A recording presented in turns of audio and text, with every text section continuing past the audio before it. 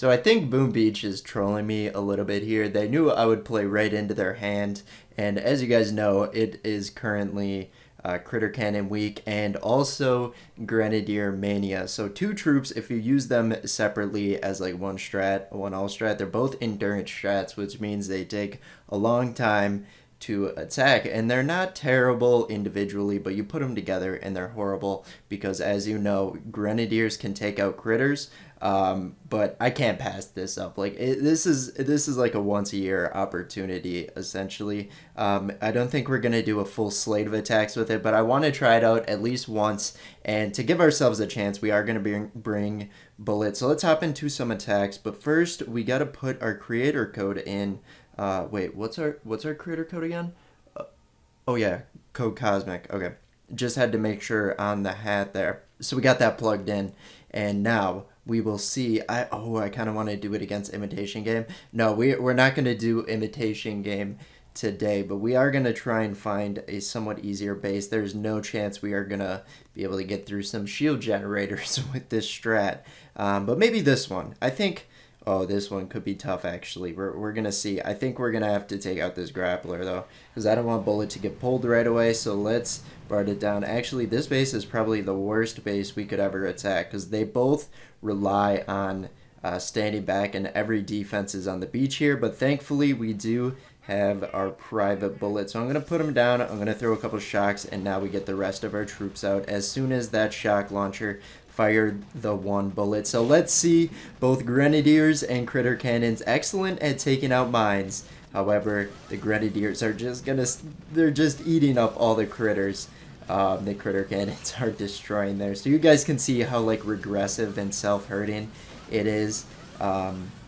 We only need like one attack of it for us to get a taste and fullness. I think after this attack we're gonna switch to like RZCM strat with Critter Cannons, because I haven't tried that out this cycle yet, and I know it's gonna be amazing. Actually, do I want to do heavy? No, I think we're gonna do Rifleman today. But anyway, we're actually taking out this base quicker than I was expecting.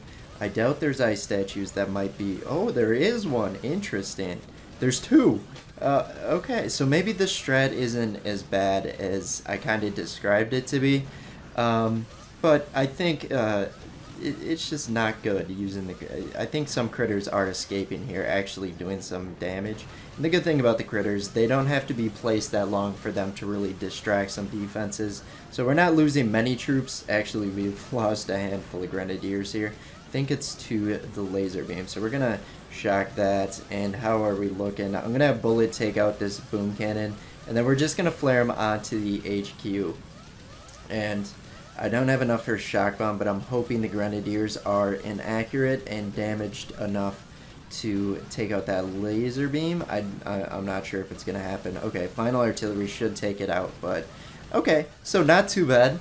Not the greatest. You guys see what I mean? Front-loaded base still took us a long time to take it out, so it is still an endurance strategy. But as soon as I go against a base with this strat that just is a little bit out of my comfort zone, there's no way. There is just no way we take it out. So let's go to our presets here, and with the final two boats, we will switch them out with Critter Cannons. Now, actually, what I'm gonna do, we're actually going to remove one of the Riflemen and put in an extra Bodazookas. Riflemen, they're going to be nice and useful, but I think the Critter Cannons are going to do the majority of what the Riflemen are supposed to do in the strat, which is take out mines, distract defenses, and have a good time. Alright, so here we go. Let's try not to lose all of our troops right away. Another kind of similar packed base. That's interesting. I wonder what the logic behind that is. I'm used to front-loaded bases, but not in this sense where there's so much overlap. It could be a defending hammerman type base. That's what it kind of looks like, but it's Friday when I record this, so there's no way they kept a defending hammerman base all week, right? Well, I will say that is the time that this base did spawn, so you could go inactive for a couple days, and I actually haven't been noticing the Critter Cannons. I've noticed all my Riflemen are dead though, so mostly revived. Alright, we still have 13 in our boat that are alive, but most of them are revived. Once we get past this, like, first part, we are essentially in the clear. Actually, I don't want to say that. Let's part down these rocket launchers first. That is what's going to be doing the majority of the work against our riflemen and critter cannons, but we're looking pretty. We've not lost that many Zukas, probably have revived some too. And yeah, we should be able to get through it. I like with RZCM strats, usually I will bring one boat of bombardiers. It's kind of like an insurance policy, because when using bombardiers, they take like a second to like load up and like focus on a building, so they're not always useful, but it's almost like insurance if somehow all of your Zukas die, which is that's a good chance with me, because I'm just careless with my attack. So the bombardiers, like, if you get them to the HQ, they're going to be able to take it out. And here we go. How about this? This should be a challenge. So we got 4 ice statues and some shock blasters, which our shock blasters on this base should not be too big of a deal, because it's a lot of critters and riflemen. So we'll see how this one goes. Alright, now let's see. I think what I want to do for this one, we're going to throw a barrage double artillery into the mortars here. That didn't even get close to really taking them out. One more artillery. Down goes that cluster. And the other thing I noticed with this strategy, which is pretty obvious, is how much flamethrowers do damage, and they just stall your attack so much. So we're going to take care of those early by the HQ. And then also, how could I forget about the rocket launchers? Thankfully, that is a beautiful cluster.